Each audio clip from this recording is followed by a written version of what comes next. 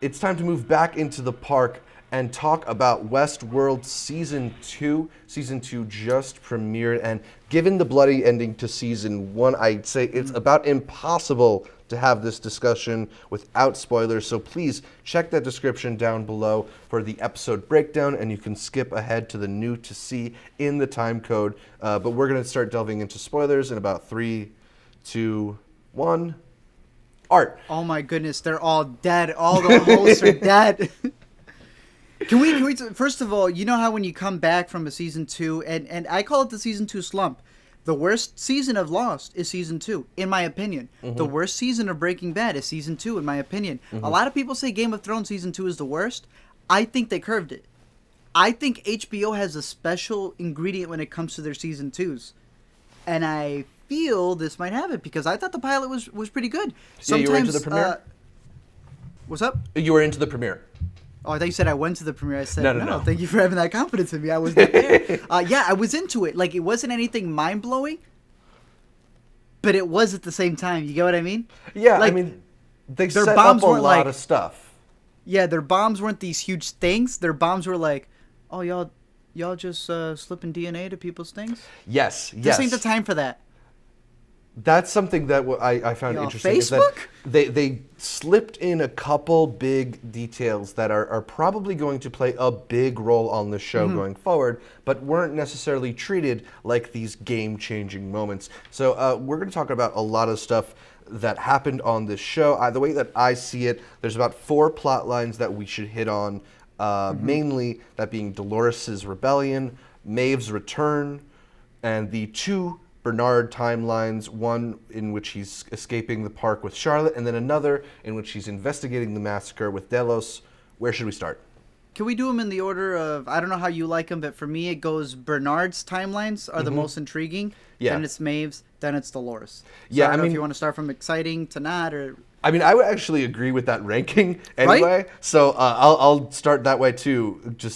I think Bernard was the one who was also most emphasized this episode. They do a thing in Westworld where they kind of shift who's the center of the show from episode to episode, and this was definitely a Bernard-centric episode.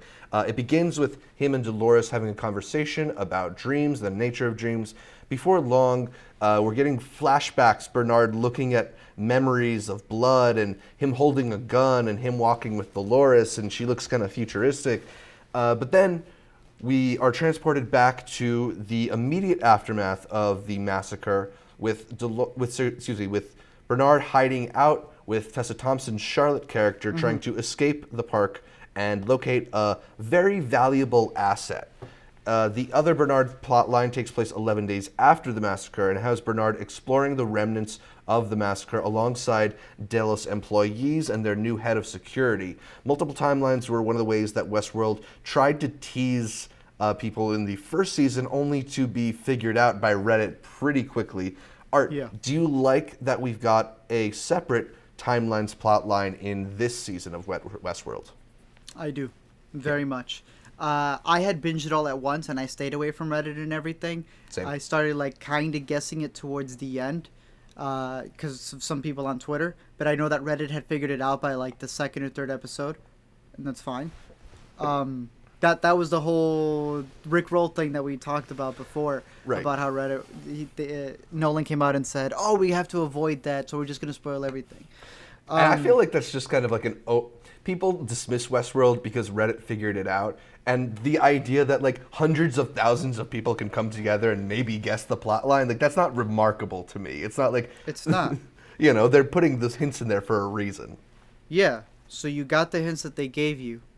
Good job. Okay, that's still good. Yeah, some people also guessed the Eagles were going to win. That That's mean called that it's not reading exciting comprehension. when they do. We've done literary analysis for decades now. Oh, and you said what, hundreds of thousands? No, Centuries. it's the 10 people who guess it, the hundreds of thousands who read it and then go, I already Upvote knew. it. No, bro, you ain't guess it. You went and you read it. Yeah. It's still good regardless of if you guess it whether or not. You know what I mean? I like that. That wasn't the big buildup in the first season. You know what I mean? Right. They're both different. Yeah, but what happened in the different timelines, that's big. Exactly. And I like that they're still diving into it, because in the second one, it's like, oh, okay, now that we're not using it as a twist device, let's get even further into how we can use this narratively in terms of how two things are going on at the same time and be able to, in a sense, convey different things. Like in this one, you had the one timeline, and it's not even that big, it's 11 days, where he finds the serum. Yes. Or not even a serum, but he injects himself with the DNA stuff that he's figuring out. Thingy. Exactly. Yeah. So when he injects himself with that, it's not too long after that we see all the bodies, and you're trying to connect how the two come together. Mm-hmm. And I like that. I don't know if you saw after the episode, after like the credits rolled and stuff, where they give you the sneak peek of what's coming up. Yeah. They're bringing back younger men in black. They're bringing back... Enough. Right, as they had mentioned, I wished it wasn't revealed, but I guess they did. The fact that someone from the first season is going to be in season 3. So that means he's got to be in season 2. Right. You know what I mean? And they showed a little bit of him, so I like the way they're going about it, because I think it's going to play off really interestingly in terms of, is the whole season just going to be this 11-day span? Are they going to dive into other things? When is his 2 parallel timeline going to come to a close? Right. And I also think there's that lingering question of, like, are the 2 timelines as clear as they're trying to make them out to be? Because that was one thing they did in the first season, is they very much hid the fact that there were 2 timelines. So the fact that they're pretty openly showing you there's 2 different timelines happening, and one is supposed to be 11 days after another, I wouldn't be surprised if it's not actually. I wouldn't be surprised if there's a little bit of manipulation going on. Oh, they're going to hit you with the left hook. I get what you're saying. Yeah. So that's something that I think we got to keep our eyes out for. I think it's also interesting that in both timelines, none of the humans know that Bernard is a host. He seems to be hiding that from everybody still. Does baby Hemsworth, or Hemsworth Sr., does he know? That's the thing. I don't think he does. Because I know he looks up there, he says, yo, that's the boss.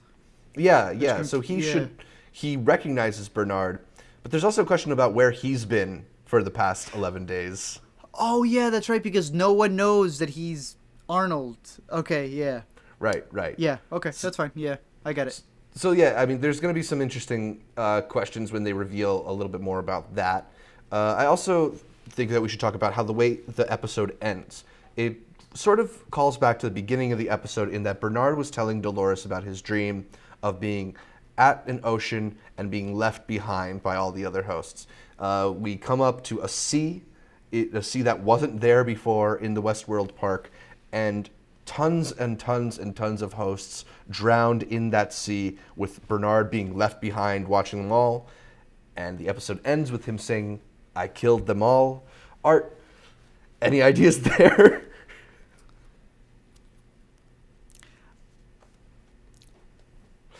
I think the most interesting thing that happens there, even more interesting than like whatever the whole Bernard maybe killing, being responsible for. I mean, we see James Marsden's dead in the water, right? Yeah. So they were focusing on a face, and I couldn't really see the face. I'd have to go back to it. And really I think that was James Marsden. Then they showed James Marsden, but then he's underwater. Oh, right. You know what I mean? So I don't know. Maybe he was sinking. I don't know about that, but I did find it interesting that you're showing me a face floating, and then when you show me James Marsden, he is underwater. So I don't know if that was to reference, oh, maybe the other one is Dolores, maybe it's not. I would figure that if it was Dolores, unless she dies somewhere over there, she would have been the main focus there. Right. What I think is probably happening is now you got this, like, I don't know, Cain and Abel type of thing. I saw the reference kind of being like they're trying to cross the water. Right, as we'll get to the other timeline, but that idea of wanting to leave the Westworld and go into the real world and take that over, and it was sort of like trying to enter the promised land. You're trying to cross the River Jordan, and then like most of them died. Right. So I don't know if it's going to become this thing, because like you said at the beginning of the episode, you think it's Bernard, you don't think it's Arnold? I feel like it's Bernard. Okay. Well, when he has the conversation with her and says, I'm afraid of you. She's like, why are you afraid of me? She's like, because, girl, you smart, and I don't know what you're about to do. So all of this shooting and stuff happening makes me think, is this now a war between the two? She's trying to stop them to the point that he's killing all of those people, and she's trying to do anything in her power to make it out. Yeah, I mean, there's definitely an interesting. It's. I wonder if any of this is sort of like a trap, in that all these hosts are gathered here and dead, and I don't imagine that they'd be there for no reason. But what the reason is, I can't Y'all even know begin Teddy to ain't guess dying, that. so. Yeah. So I mean, he's died plenty of times on the show, and he's still on it. So we're getting more of James Marsden, I believe. They also mentioned in this part the idea of characters crossing over from parks, which hasn't really happened before. They find that tiger dead in Westworld, and he's from one of the other parks. Kind of interesting that they're hinting at these other parks. There was that website that leaked out before that showed they were planning for some of the other parks there. I wonder if we are going to get a glimpse inside Shogun World. They're hinting at it a little bit. I'd love to see that at some point during season 2. So could be interesting there. Let's get to Maeve, though. Talk a little bit about... So hot. talk about Maeve, I don't know her storyline. what it is. Danny Newton does it for you? Episode in particular, I don't know what it is. Like, where she's playing an escort all of season 1, I was like, oh, she's elegant. In this episode, I don't know what it is. Maybe it's her determination. She looks great in that dress. I was like, whatever you want, lady. That guy's an idiot, though. The guy who was just like, hey, maybe is it? Bro, I invested. Did you just see everyone got taken out? What are you talking? You programmed her. You should know better, Lee. You should know better. That boy doing the little like, oh, it's my brother. He did it. No, what are you doing? You ain't 8 years old. What a fool. I would have killed him right on the spot. Yeah, so last season, Maeve was going to leave Westworld and go into the real world. This season, she is heading back into Delos headquarters where she finds Lee, the Westworld narrative director. I thought there was actually a really funny beat. We're drunk. When she threatens him and Lee kind of meekly says, I wrote that line for you. That line for you, yeah. One of those cool meta moments that that I think is really interesting about Westworld. Maeve decides to use Lee to help her find her daughter, but Lee says that her daughter isn't real. It's made up for her character. She still seems to be the most conscious of the hosts, the one who seems to be most in control of what's going on. And regardless, she's planning on trying to find her daughter or something like it. What did you think about returning to Maeve? Visually fantastic. Visually fantastic for you? Yeah. But I mean, I think there were some really cool moments in that, seeing more of the headquarters and how it's kind of just completely massacred now, and they go into the map room, and there's bodies all over the map and stuff. It's interesting to see that part of Westworld, even though it's not in the park, in that light. We haven't gotten that glimpse of it before. To me, if Dolores is the Khaleesi, the Daenerys Targaryen, of this world, and is just out for destruction, but people were rooting for her because she was always abused or whatever, the farmer's daughter, and now you can see she's out for destruction. She is the Jon Snow. Maeve is the Jon Snow of this, and I feel like she's going to be the very key redeeming character of the entire thing, because she literally just is the prostitute. You know what I mean? There's nothing special about Maeve per se when it comes to everything else. Dolores has been getting hints back since Arnold was alive. You know what I mean? Right. A bunch of these other, Maeve is more of like the bastard of the show. Maeve is the bastard. Maeve is Rey. Yeah. Maeve and Dolores need to have that one scene just like Daenerys Targaryen and Jon Snow at the end of season... No, I'm just kidding. I think, for real, that she's going to be like the key factor towards the end of the season, if not the series, in terms of being the one ex machina, the one that gets away. Right. And goes into the crowd. I feel like the series will end with this whole clash of will they make it, will they not? And then she does, though. Yeah.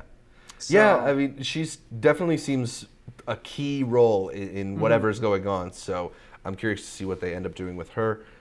We also get some time with Dolores. The second time we see her in the episode, she's riding horseback alongside James Marsden's Teddy, picking off guests with her rifle set to an old-timey version of The Entertainer.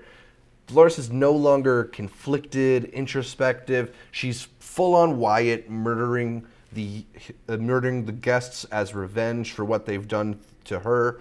Art, does Dolores's dark turn work for you so far? Trash. Bro. Everyone was like, yo, who's Wyatt? Oh my goodness. Is it like, what's the Game of Thrones one? where everyone's waiting for Azal Sahir, whatever, Azor you know, All High. Azor, yeah, you know what I'm talking about. Yeah. She's like, so Wyatt, she believes ain't no girl named Wyatt. Is this the twist? Really, you gave us a guy's name? And I know you can play the whole gender thing, but it's like, bro, no, hey, take it easy. And that was always hinted that Wyatt was in her, and now she's like, oh, I'm full Wyatt. And I was like, I don't know if I'm rocking with this. It's like she went straight up season 1 Khaleesi to season 7 Khaleesi. Yes, 6. yes. Just like that.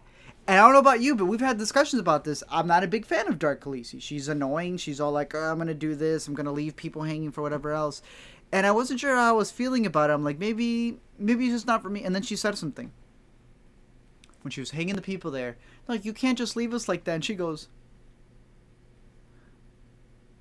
doesn't look like anything to me.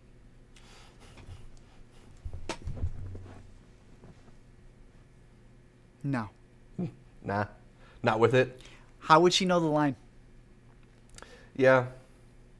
Not only how would she know the line. Maybe it was written for her? No, because it's not hers. And she also is literally saying something because she just had the discussion. Right. So even if it was in her mind to go like, yeah, okay, pretend that I don't see them. No one asked her the question, do you see that? Right. So what I'm seeing here is writing that goes, ooh, what's the most giftable thing from the last season?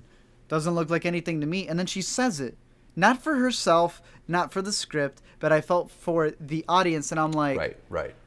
Oh, man, we ain't just going season 1 Khaleesi to season 7 Khaleesi. We going season 1 writing to season 7 writing real quick. And I hope that's not the case. And I only felt it with the storyline. It didn't bother you as much? It didn't bother me. I wasn't with it. I'm not into the Dolores character. Lame. She's boring, right? I liked her in the first season because there was that conflict. There was that trying to figure out what's happening, trying to figure out the hints. And I think a character that seems like they know the answer is less interesting than one that's trying to find it. That's why I'm into Bernard. That's why I'm into Maeve. Dolores doesn't really, I don't know what her goal is, and her goal is dark and evil. And, I don't find just slaughtering people to be narratively interesting. So I want there to be a little bit more there. I'm not going to write off that storyline yet because we're 1 episode in, and I'm sure they're going to have some interesting twists there. But yeah, I'm not with that as much as I am other parts of the show so far. And she got to stop using Teddy. Yeah, give my man James Marsden a break. He has it rough on Westworld. I think there was a little bit of an interesting kind of element to the way that a lot of things are gender flipped or power dynamics are flipped. They talked a lot about how HBO shows are often female-centric in the nudity and male-centric in terms of the violence, and this was the exact opposite in that we get some male nudity here, and the women are in control of the violence. I don't know how much of that. I don't know how much of that was an intentional commentary on the way that HBO shows typically go, but I could see it as an intentional response. Well, you heard the article, right? You read the article about they're going to try to divvy up the equal amount of nudity towards the show. Yeah. I just hope it goes with the story. That's all I'm saying. I just hope it goes with the story. Yeah. So other things that are important, I'd say we got a bit of Ed Harris as the Man in Black character. He's made it to the center of the maze, and now Robert has a new game for him. He needs to get out and find the door. He's given a clue. I don't think there's a whole lot we can talk about with him, though, although there is that cool moment where he talks to the young Robert robot. Savage. Yeah, and they layer the voices. That was a cool thing. Oh, that's creepy. Boy, he just shot that kid in the... Oh. He didn't even think twice about it. He said, are you done? Boom. Yeah, I got what I need. I'm on my way. I guess the Man in Black's game is just about survival now that the stakes are life or death here, now that he can actually die. I don't know if there's going to be something more to it, but... That's what he's been wanting. It's what he's been wanting. So it'd be really interesting to see how he played. Because throughout the whole episode, that's what I was thinking as I saw these people getting slaughtered. Like, some of them had guns. I'm like, y'all came here to play. Right. You can still shoot them back. Also, Delos is trying to extract a host that has a ton of park information on it. They seem to highly value it. I don't really know. I mean, I feel like it's one of those details that they're dropping in there so that later on it can become important because, I don't necessarily know what they're going to do with that. Unless it connects with this next thing, in that Delos has DNA of every guest who's entered the park. This is something that Tessa Thompson's character says to Jeffrey Wright's character when they go into the lab together, and they kind of just mention it in passing that they can do DNA matches and stuff like that. What occurred to someone on the Westworld Reddit is, what if they're getting all of this DNA so they can recreate the guests that died as hosts? That potentially puts some of the hosts out into the real world. Yep. No, 1,000%. 1,000%. I've been saying this since the first season. 1,000%. They're taking this DNA, and then you can easily swap people out and bring it in. I don't know if this was a thing in the original movies. I think there was there 2 movies? Yeah, because it was Westworld, and then I forgot what the sequel was, but it took place in another world when they were able to go to different ones. That was one of the things that they had there. They would bring officials in. It was in the sequel. They would bring like prime ministers or whatever, and they were taking their DNA to then be able to put clone prime ministers back in their place and be able to rule stuff. Bro, that's crazy. Yeah. I mean, we're talking about how, I guess, one big thing hanging over the episode is there was no Anthony Hopkins. And, I don't know if we're going to get him soon or not, but considering that, what if he didn't actually die and made a host replica of himself? Yeah, everyone's been saying this. We've thought that since the first one, and from the news, it seems that's the case. I hope I'm okay with it because it's Anthony Hopkins. You know what I mean? But I still am going to stand to the point that if it was any other show, I'd be like, that is lame. Yeah. So I'm really hoping that the way that they execute it, or that they do something different, is done well. Yeah, I mean, there is a sort of potential problem in that, because we've seen Bernard die already. We've seen Dolores and Teddy and Maeve die already.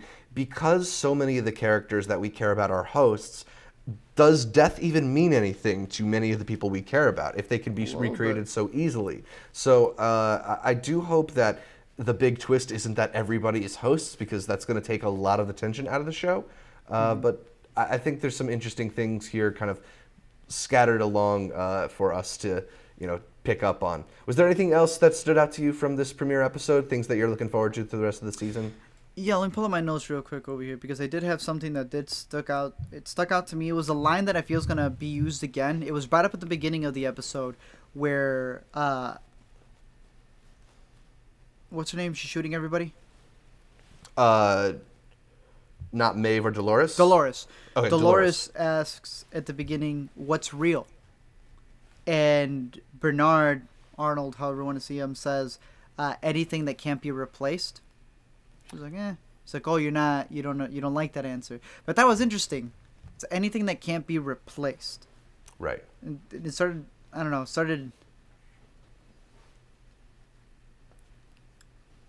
I don't know what to think about that yet, because I was thinking about it, I was like, okay, that falls for humans. Like, a human cannot be replaced. So as you mentioned, if these hosts can't die, then they're not real. But that's the whole point, that they're trying to get to a point that can be real. But it's like, this microphone is real. Is that a bad definition of real? Because there's that moment with Maeve and Lee where Lee tells her that her daughter isn't real, and she's like, "Are these fingers real?" Real? Like, if I shove them, yeah, exactly. So that's what I'm getting at, though, right? This is real. It can be replaced, though, or can it technically be replaced because it would be a brand new keyboard, not that? Yeah. I don't know. I thought that was kind of interesting. Yeah, I mean, those are the most interesting questions that Westworld brings up. It's that whole idea of, what does humanity mean? What does a replicant mean? What are the consequences of these types of actions? I think that's where Westworld becomes special, is when it gets you to think about stuff like that. Mm-hmm. And brings me to the next one, because I had 3 in total. It was at the 54-minute mark when I think it's the kid talking to him. It's the kid version of Anthony Hopkins, and he tells him something. The young Robert Robot. Yeah, then Man in Black, Ed Harris goes, you're still talking in code? And then the kid goes, everything is code. And I have a poster that I was looking at posters, and one of the posters says, every single person has a code to them. Every human has a code to them. And it's the veins of a human body, but like as digital code. Interesting. I was like, oh, that's interesting. And then I watched the episode, and he brings that up, and it gets back to that root of the idea that all the robots may be code, right? Like that scene where he says, oh, I wrote that line for you. But how many times can you like go to your, I don't know, the person who you look up to the most, or your parents or whatever? As Kanye, if you don't follow Kanye on Twitter, has said, your first acting coaches are your teachers. They teach you how to act from the beginning. So at what point are you yelling at your parents and them go, you got that from a movie? Oh, right. You got that because I've been in that position. I taught you those words. You know what I mean? Yeah. That humans themselves have codes depending on how they've been rigged. Yeah, what of our behavior is natural and what of it is learned from our environments. Which is, again, the bigger question over the robots and anything else that it's asking about humans, but through robots. People just go, oh, that's really interesting with the robots. But it's like, bro, it's not about the robots. Yeah. They're using robots as a symbolism about you and the things that you go through and stuff. Especially like this being questions that we're going to be dealing with more and more so in real life. Exactly. The last one being 59-minute mark. Again, Dolores using Teddy, but she says, one thing is constant. You. And I found that interesting because the best part about Dolores' timeline is Teddy. And he is always there. No matter what it is, he's always there. Obviously, I go back to Lost. Desmond is the constant. It's a storyline that I love from that show. So seeing that pop up back over here, I think is going to be really interesting because it's not only Teddy being the constant for her. Maeve's is searching for her constant. Her constant is her child. And everybody else has a constant. So I'm curious to see how all of that plays off.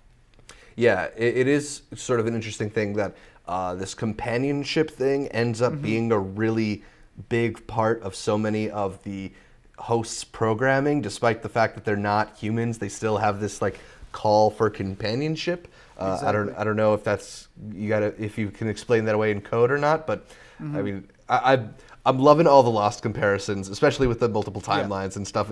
There are a lot of things here giving me major Lost vibes. Someone was saying he's like Westworld is like Lost when Lost was good. Of course. Of course, I'm a big Lost fan, so I take a little offense to that. Yeah. But it's true, though. I'll be the first to say it. No, I get it. Yeah, I get it. This is why we host a podcast together. I get that, too. Exactly. 1,000%. So, it's exciting, dude. Absolutely. We're having this conversation basically in the immediate aftermath of the Season 2 premiere. So, by the time that you've watched this, Art may have already posted something fuller. I don't know. Reddit is definitely going to have Season 2 completely solved by the time you see this video. It's done. Bro, they got 3. So I'm sure we're talking about Westworld more in the upcoming weeks. Stick with us and let us know what you thought of the Season 2 premiere in the comments down below.